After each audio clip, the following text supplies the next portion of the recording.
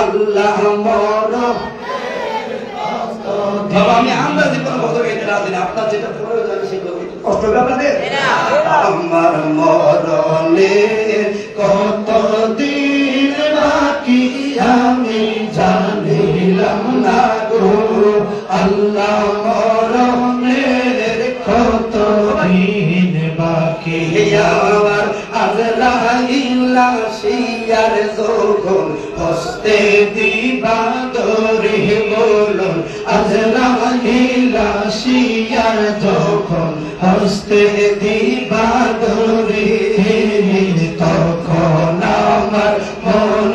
By করবা Luka Lucia মে জানিলাম না গো আল্লাহ আমার মরণের কত দিন বাকি 40 দিনের আগে বাইরে মৌতের নিশানে হলো 40 দিনের আগে বাইরে মৌতের নিশানে জব্দ দে দে পান্ডাল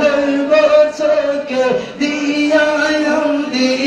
আমি জানিলাম না গো আল্লাহ মরণের কত দিন সবাই জবান খুলে একবার বলুন আল্লাহু আকবার এই জন্য যতদিন যায় 2টা বছর আগে আসলাম 2টা বছর চলে গেল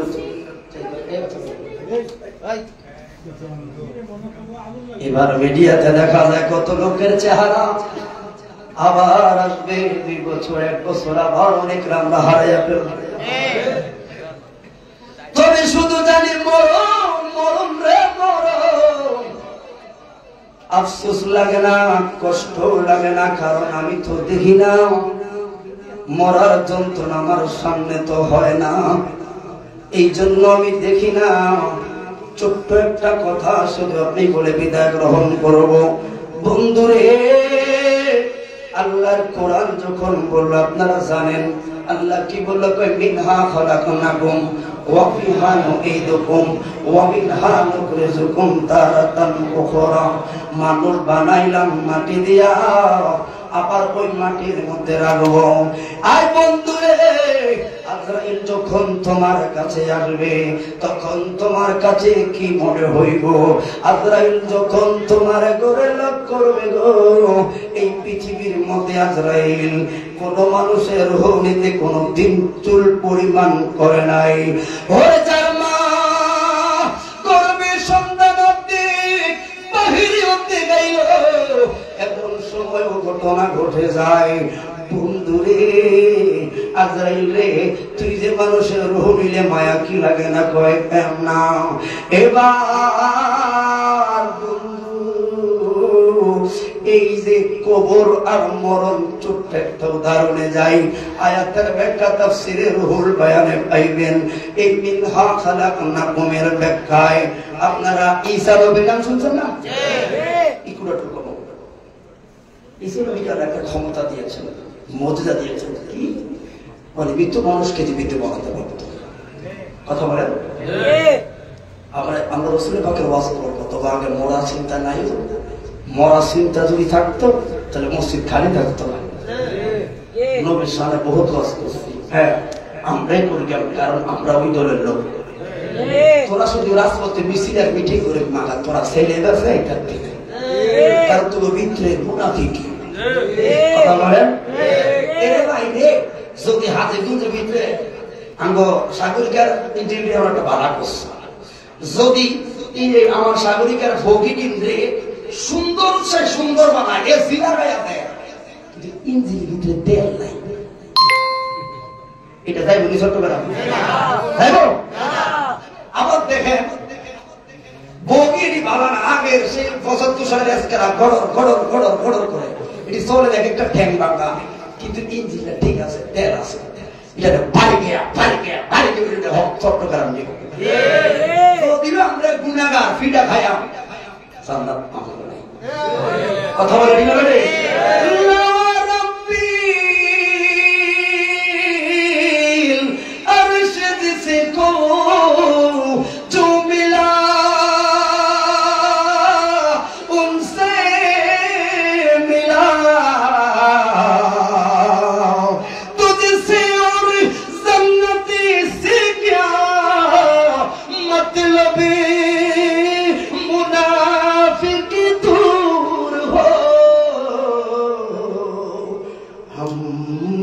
रसूलुल्लाह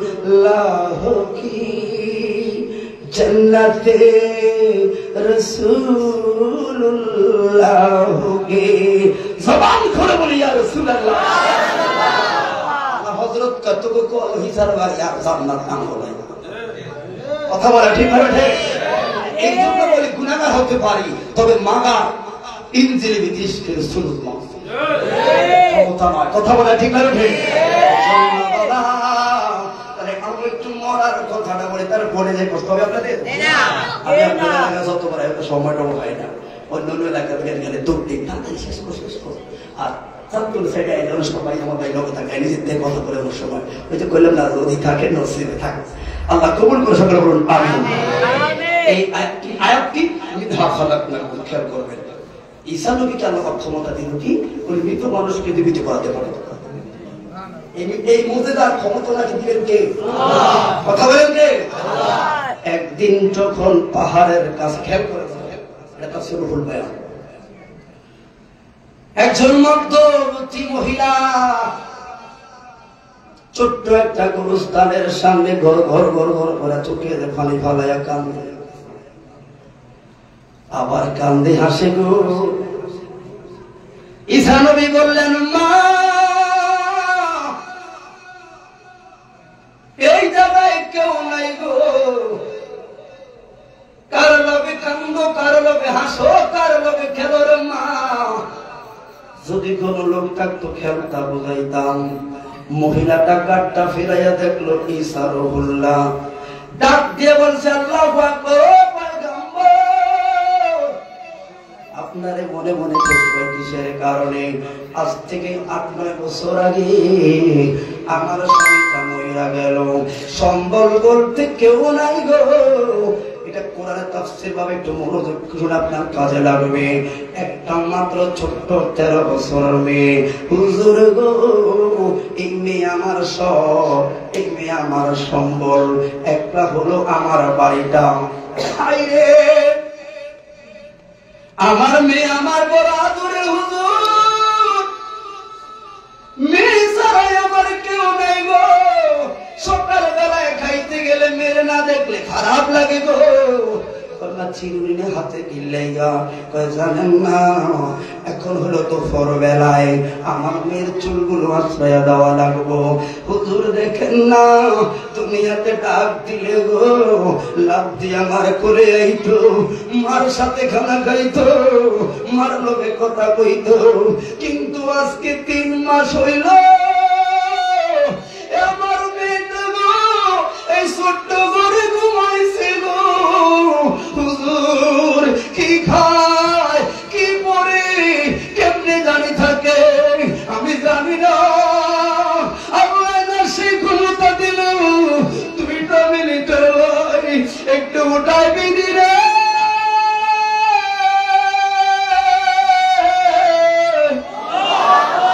আমার দুনয়নে আমার মেরে দেখতাম গো একটু ঠান্ডা আবেগী মেয়ে মহাভারত ঈসা নবী বললেন কুল্লু নাফসিন যায়িকাতুল মউত হাসর ছাড়া কেউ ফিরে আসবে ও মা উঠানো লাগবে না ঈসা নবী তার ঘটনাটা জানে উঠানো লাগবে না কিন্তু মা আসো আমরা জিয়ারত করি সালাত সওয়াব করি যেমন আপনারা সবাই কাউকে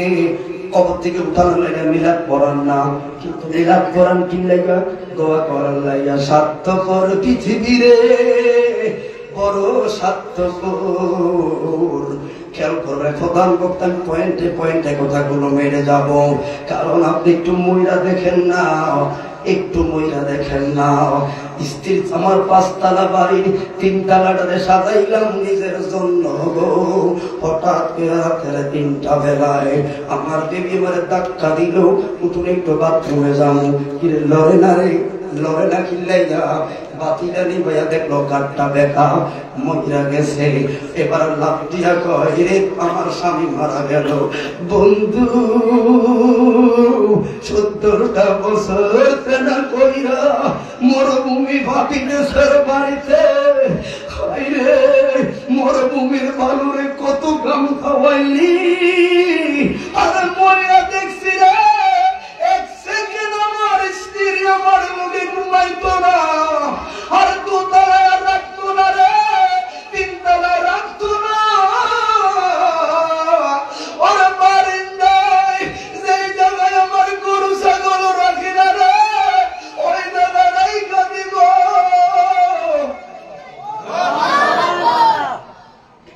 যেদিন আমি মরবো ওই দিনও কিন্তু আমার স্ত্রী খানা খাবে ওই দিনও আমার ছেলে মেয়েরা খানা খাবে কত বড় খারাপ লাগতেছে এই জন্য বাবা আমার উদ্দেশ্য একটা নিজের সম্বলটা নিজেই তৈরি করা লাগবে কথা বলে ঠিক আছে আপন আলোক আসলে মূলত কেউ নয় আপন আমার শুধু ওয়ান একজন তিনি হলেন কি রহমতুল্লিল আলামিন বিশ্বাসটা কার কার আছে একটু হাতটা দেওয়া যাবে আসলে আছে দিও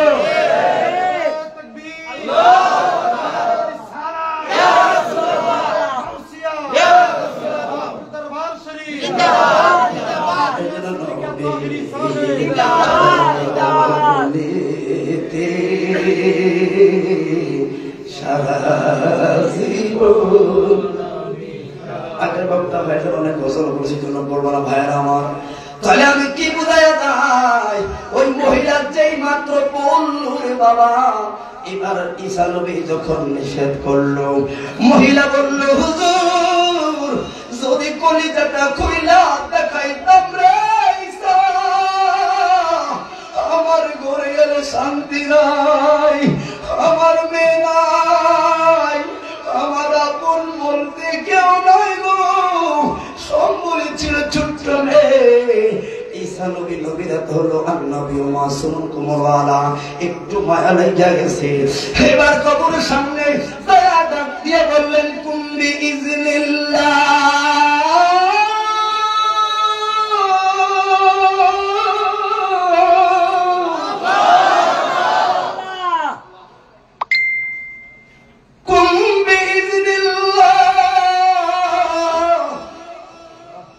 তিনবার ধ্বনিটা যখন হলো আস্তে করে শর্ট করে দেই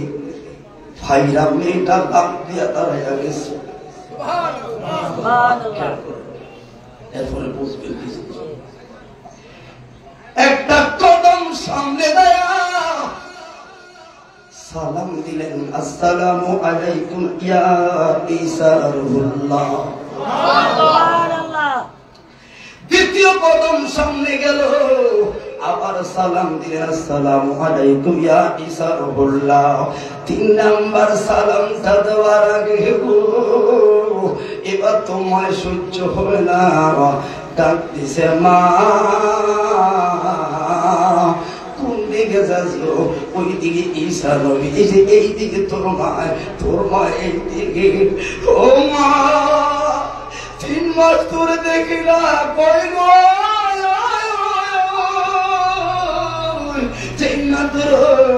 মার দিকে চেহারাটা পিড়াইল রে মা বাবা হয়ে গেল প্রশ্ন করলো মা তোর যখন 13 বছরের মেয়ে ইন্তেকালের আগে তোর যে চুলগুলো ছিল কেশ কালো কালো রে মা এত কালো চুল তোমার সুন্দর চুল ছিল কি রে মা 3 মাসে এত যত্ন নিলি না রে মা তোর যে সবগুলো চুল সাদা হয়ে গেছে সাদুলির মানুষ রে যদি এই মেয়ের চুলগুলো কালার থেকে কেমনে সাদা হইল আমি যদি 8 ঘন্টা বাহিরে যাই কথা কইলে পাগল হয়ে যাইবি ও মা কেমনে গো এই চুলগুলো পাকলো এবার মা মহিলার মেয়েটা কেঁদে বলেন মা বলো না এই পৃথিবীর মধ্যে সবচাইতে বেশি সন্তানের জন্য কল্যাণকামী হলো মা বাবা ঠিক না বেঠে ওই মা বাবার শ্রদ্ধা সম্মানের দরকার আছে না নাই কার কার মা নাই হাত ধরেছে অনেকের বাবা নাই আমি পয়েন্টে পয়েন্টে কথাগুলো বলে যাব। তবে আমার এই মেয়ের চন্দ্র থেকে প্রথম বলি, মেয়েটা তখনও কিন্তু মাকে সম্মান করে কথা বলেছে। কেমন সম্মান দাদা নবতে পাইলাম, ওরে আমার দূরের নবী মজলিসের মধ্যে বসা, কারণ দরবারের রিসালাত হলো আদবের দরবার। সেই দরবারে একটু কথা বললে আল্লাহ সূরা হুজুরাতে কইয়া আইয়ুহাল্লাযিনা আমানু লা তারফাউ আসওয়াতুকুম ফাওকা সাওতুন নবী, ঠিক এই আয়াতটাই রোজার সামনে লেখা আছে। আরেকটা আয়াত লেখা আছে, মা কানা মুহাম্মাদুন আবা আহাদিন মিন রিজালিকুম ওয়ালাকিন রাসূলুল্লাহি ওয়া খাতামুন। আরে বেড়া গজল গাইছে যে বলি না, এই ধরে কোন দিকে যাইতাম ভালো লাগে না, ভালো লাগে না। মরণে চেহারা মুবারক দেখে যতদিকে ওয়াজ খালি ঘুরাইতে চায়, ওয়াজ খালি ঘুরে রোজার দিকে চলে যাই। হয়তো বুড়োলে আমাকে দাওয়াত দিয়ে আমার বুড় আজকে হবে, কারণ আমার ওটা থেকে আসার পরে এগুলো প্রথম মাহফিল পারতেছি না। এই জন্য আমি আসলাম মাহফিল নবীজি সাল্লাল্লাহু আলাইহি ওয়াসাল্লাম আমাকে সাবজেক্ট দিয়ে না, আমি পারতাম না, কারণ যারা অনেকে তো অনেকবার গেছেন, আমি প্রথম গেছি।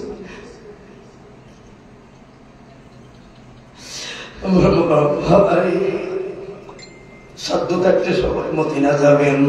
মরণে সবাই যাইতে তো পারি না, নবী যেন বাংলা করে দেখা করবেন। চেহারা মোবারক দেখি, এই মরণের চেহারা মোবারক কে কে স্যার হাত তুলে দেখাচ্ছে? আসলে কিছু কিছু না তারা সুদ কইতে হয় না, আশেপাশে প্রেম হয় না, বলুন আপনার যে গতি আমার কি গতি, কথা বলে ঠিক আছে? আপনি যে নবী নবী করে কান্দেন, আমি তো নবী নবী কান্দি, সাহাবুনি সুন্নি এলাকা, এই জায়গায় যদি নবীর সামনে গাই কোথায় পাবো, কথা বলে ঠিক আছে? চেহারা মোবারক দেখিও, বলুন মরণে চেহারা মোবারক দেখিও, আকা কাছে বসে কালে মাটা পড়িয়ে দিও, কাছে বসে কালে মাটা পড়িয়ে দিও। রোজা মুবারক বরবারে নিও, মুবারক খতমে তুমি দিও। রোজা মুবারক বরবারে নিও, মুবারক খতমে তুমি দিও। মুবারক খতমে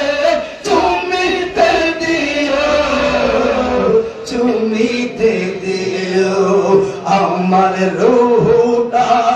বের হতে হাসিটা দিও,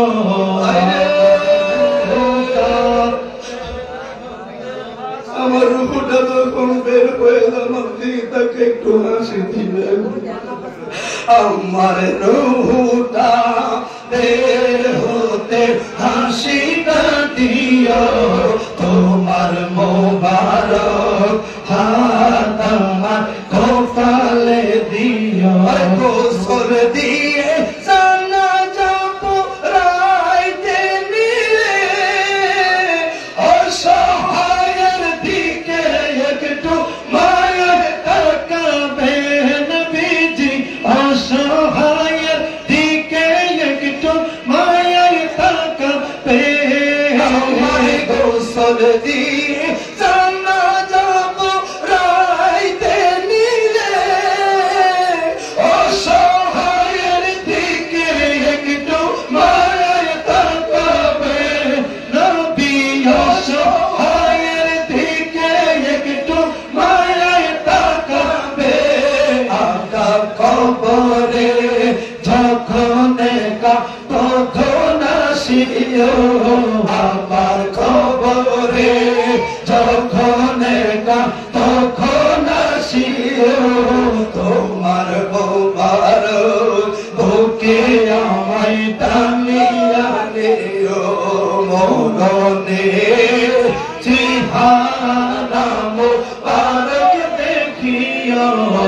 আকা করলে চেহারা মোবারক দেখিও আকা কাছে বসে কালিমাটা পড়িয়ে দিও আমার করে বলুন ইয়া রাসূলুল্লাহ পৃথিবীতে যত নাত রাসূল শুনছেন আর আজকে একটু মিলিয়ে দেখি আরে বলুন আশিকের মদিনাতে বলছেন বাবা সব নাত রাসূল একদিকে আপনার এই নাত রাসূল শুনলে কেন জানি অন্তরটা খুব শীতল হয়ে যায় কথা বলা গেল বেটে সবাই মুহাব্বতে বলি আল্লাহুম্মা সাল্লি আলা সাইয়্যিদিনা